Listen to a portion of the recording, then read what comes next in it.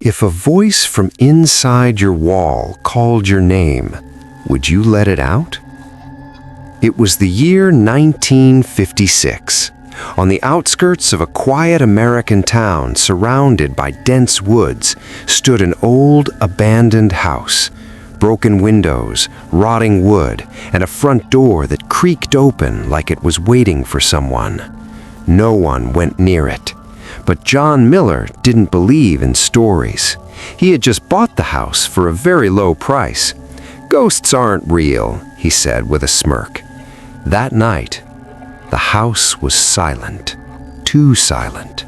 The only sound, tick, tick, tick. The old clock on the wall.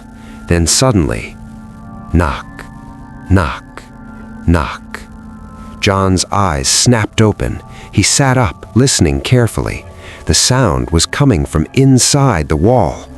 He slowly got out of bed and walked toward it. He placed his hand on the wall. It was freezing cold.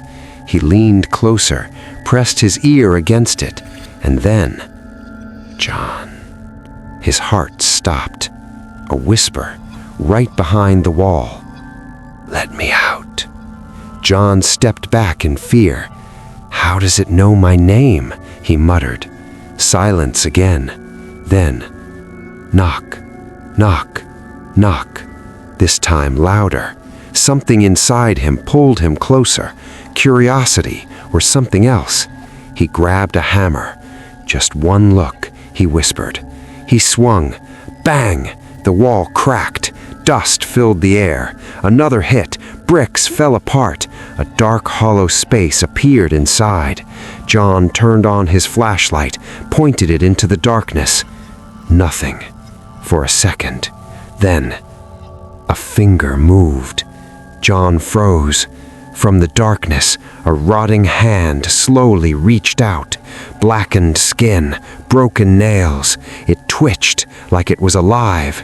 John stumbled back, and then a face began to emerge. A woman, her eyes completely black, her skin half decayed. A twisted smile stretched across her lips. "You set me free," she whispered. John couldn't breathe. "Who are you?" She stepped out of the wall, dirt falling from her body. "I'm the one you buried here." John shook his head. "I never..."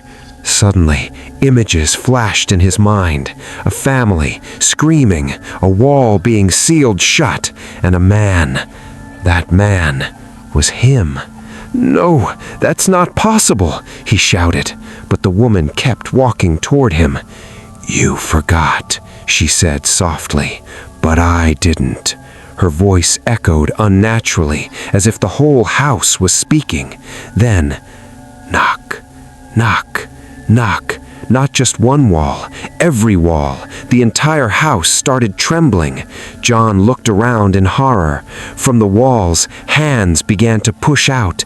Dozens of them, rotten, broken, bleeding, like something trapped inside was trying to escape.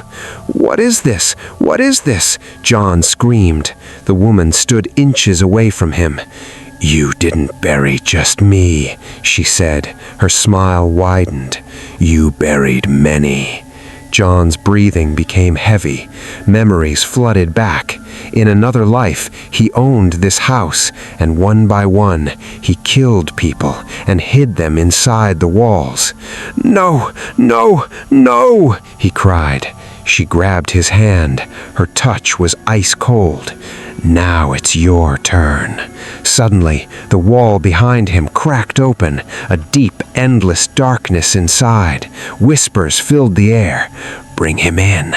Trap him. Don't let him go." John tried to run, but something pulled him back. Slowly, his body dragged toward the wall. "No!" he screamed as he was pulled inside the darkness. The wall sealed itself. Silence. The next morning, the house stood still, as if nothing ever happened. Years later, a man arrived. He opened the door, looked around, and smiled. "Cheap deal. I'll take it."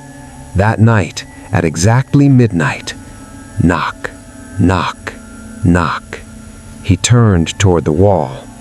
Hello? Silence. Then, a whisper.